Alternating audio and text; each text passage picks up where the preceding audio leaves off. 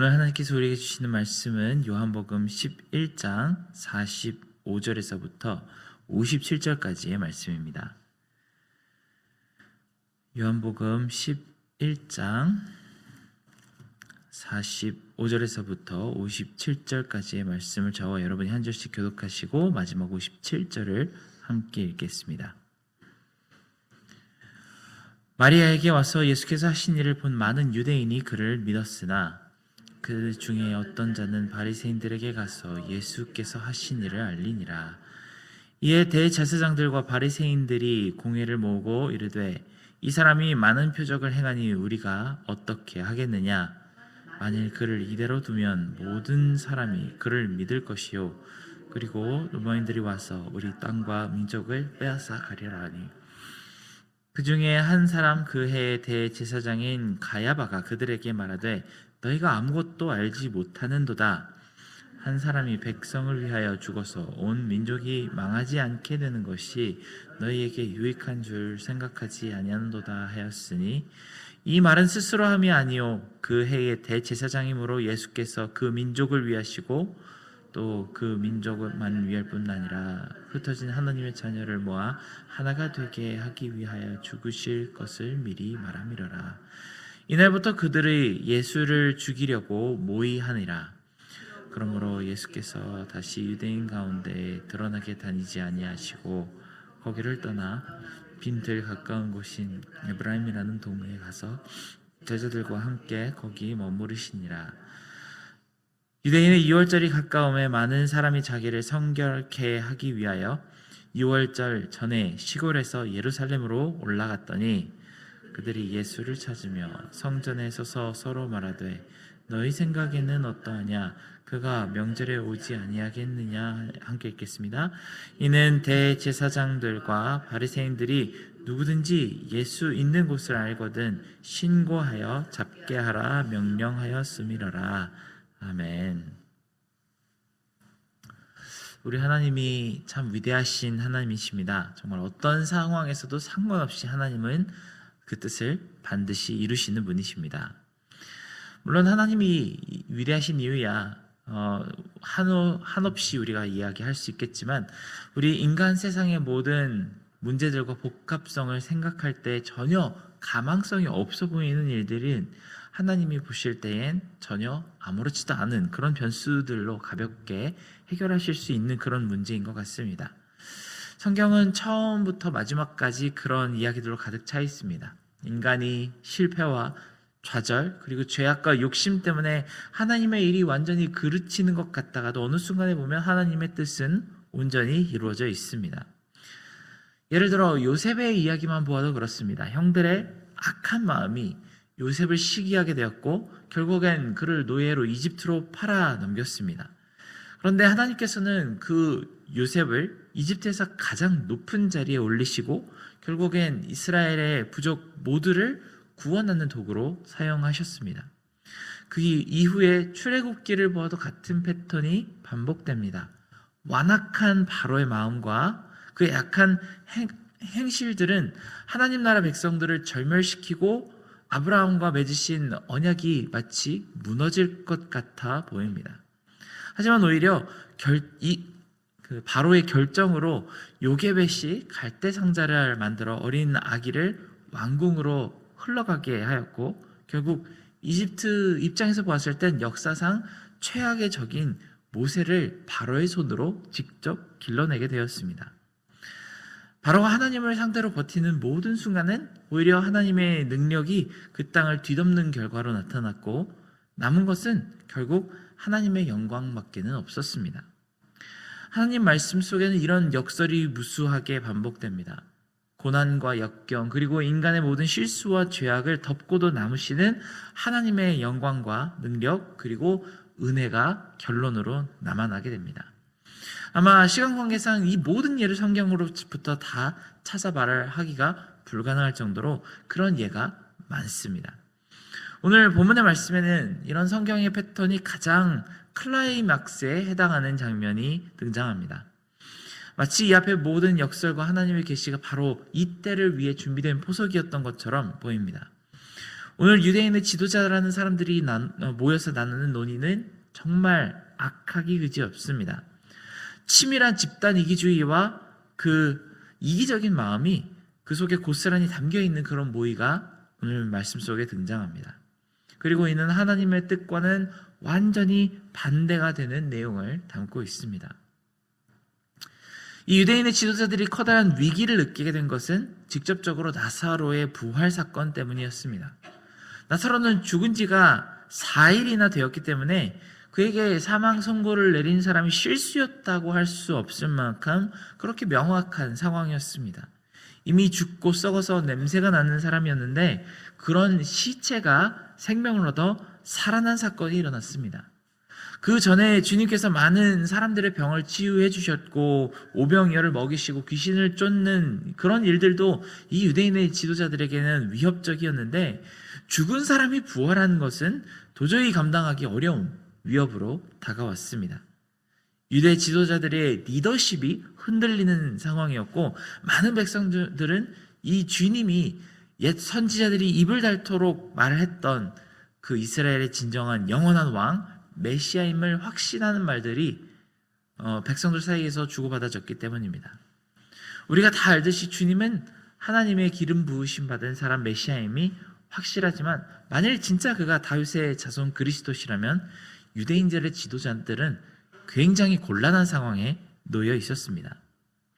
당시 유대 지도자들은 아주 위험한 줄을 타고 있었습니다. 그들은 전 세계 패권을 잡은 로마 제국을 적으로 만들 수 없었습니다. 그들의 막강한 힘을 이미 몸으로 한번 경험했고 그들이 만들어가는 이 아름다운 제국의 영광과 부여에서 오는 이득을 놓치고 싶지 않았습니다. 그러니 유대의 지도자들 사이에는 확실히 친로마의 노선을 걷는 사두개파 같은 사람들이 분명히 있었습니다. 반면에 이 로마 침략자들로부터 성지를 탈환하고 예루살렘을 지켜야 한다고 주장하는 독립투사들도 있었습니다. 세금도 내면 안 되고 군대도 끌려갈 수 없다고 주장했습니다. 그들은 백성들로부터 많은 지지를 받았고 그의 권위에 취해 있었습니다. 그런 와중에 이스라엘의 영원한 왕이 나타났다는 소식은 이 두 계파 모두에게 청천벽력에 가까운 소식이었죠. 친로마파에는 로마의 신비를 크게 거스르는 소식이 되었고 반로마파에게는 자기들이 지금까지 쌓아온 특권이 흔들릴 수도 있는 그런 도전으로 다가왔습니다. 심지어 그 메시아가 생각보다 능력이 너무나 강해서 백성들의 마음이 크게 요동한다는 소식은 그들에겐 정말 악몽과 같은 상황이었습니다. 유대인들이 예수님을 죽이려고 한 이유는 정말로 예수님이 신성모독을 했거나 율법을 어겨서가 아닙니다. 사실 이들은 별로 그런 것에 관심이 없었습니다. 역사적으로 보아도 예수님 오시기 직전에는 제사장직이 돈으로 사고 팔렸으며 레위가 아닌 사람들도 제사장의 역할을 맡았다고 합니다. 특히 헤롯이 왕이 되고 나서는 이런 율법 시스템은 그저 학자들의 지식 노름일 뿐 실제는 엉망이기 그지없었다고 합니다. 그런데 갑자기 그들이 거룩한 채 하며 예수님에게 율법을 따지는 것이 얼마나 모순된 일입니까?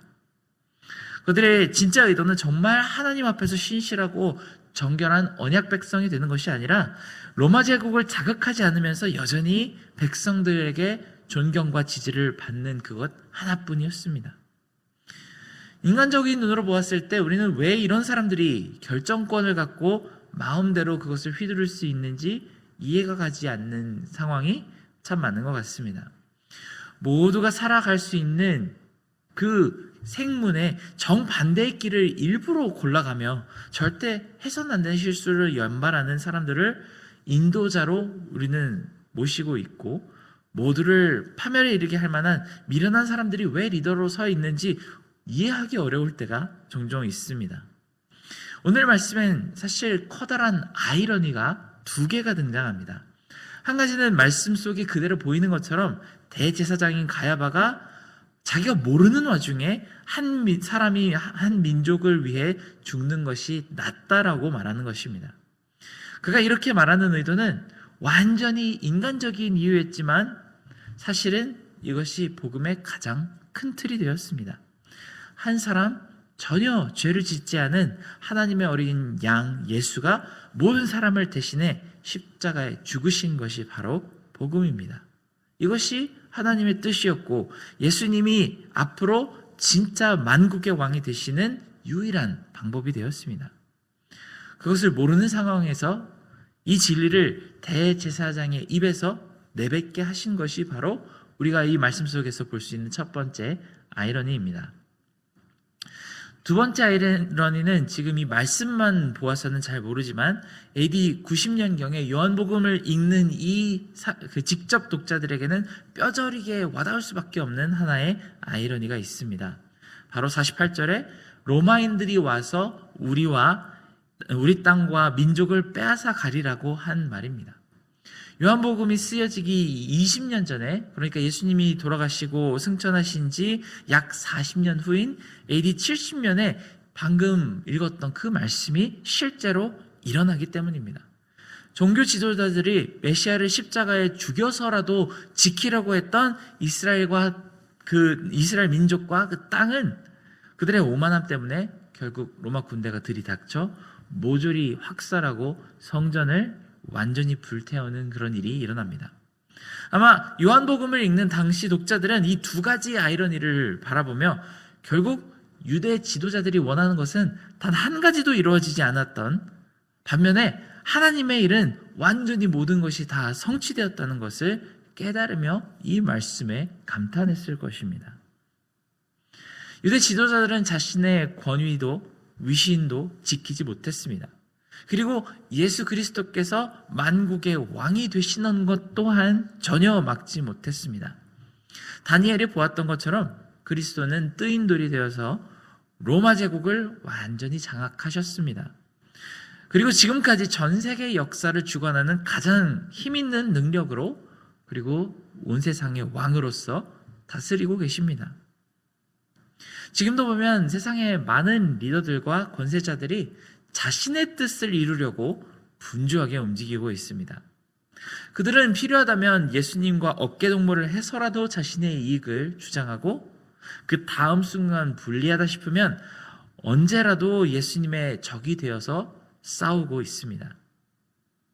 정말 재미있게 바이든 대통령이 임기 동안 동성애와 소수자들의 대변인이 되어준 그 디즈니와 구글과 같은 거대 기업들이 트럼프가 대통령이 되어서 해당 프로그램들을 전부 폐기하라고 행정명령을 내리는 순간 곧바로 등을 돌리고 모든 활동을 중단했다고 하는 뉴스가 나옵니다. 이렇게 쉽게 태세를 전환할 수 있는 거였는데 왜 지금까지 그들은 이렇게 인류애가 넘치는 기업의 모습을 취했을까요? 당연히 그들의 이익 때문입니다. 막대한 부와 명예가 쏟아져 들어오기 때문에 전혀 그 가치와 결과에 대해서는 관심을 두지 않은 채 인기를 얻을 주장만 하다가 그 주장 자체가 리스크로 돌변하니까 언제든지 등을 돌릴 수 있었습니다. 그럼에도 불구하고 하나님은 뜻을 이루십니다. 오히려 그들의 악한 노력과 상관없이 일을 이루시는 것이 아니라 그들이 부지불식간에 하나님의 일을 하도록 그들을 이용하십니다.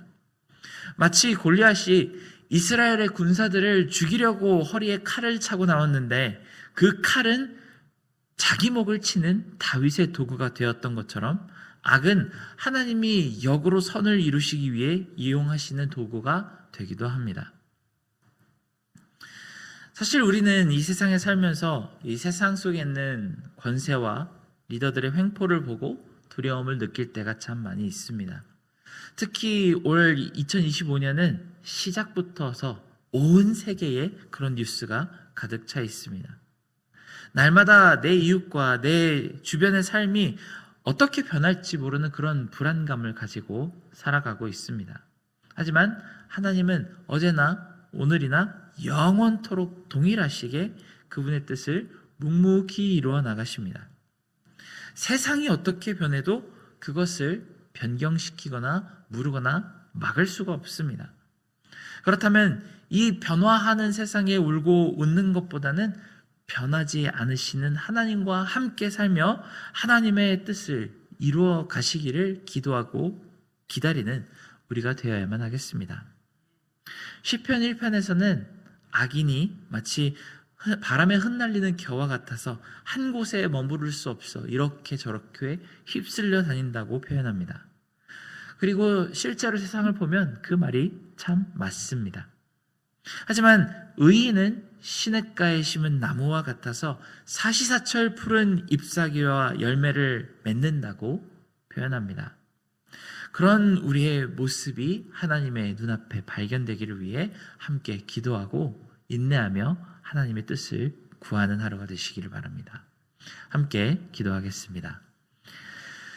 사랑하는 하나님 아버지, 우리 살고 있는 이 세상은 날마다 자신의 이익을 이루기 위해서 동분서주하며 다른 사람들을 정말 희생시켜 가면서까지도 자기의 이익을 구하는 그런 세상을 살고 있지만, 하나님께서는 그 모든 사람들의 이익 추구하는 별개로 무조건 반드시 그 뜻을 이루어 나가시는 전능하신 하나님이 되심을 우리가 알고 믿으며 오직 하나님께 의뢰하기를 원합니다. 하나님께서 이 급변하는 사회와 우리의 두려움 가운데서도 하나님께서 하실 일을 다 이루시고, 특별히 그 가운데에 우리의 수고와 노력과 우리의 눈물 젖은 기도를 사용해 주시기를 간절히 원하며 간구합니다. 오늘 하루 가운데서도 우리의 모든 두려움 가운데 항상 변하지 않으시고 그 뜻을 이루시는 하나님의 형상을 보게 도와주시옵소서. 모든 은혜 감사드리며 예수님의 이름으로 기도드렸습니다. 아멘.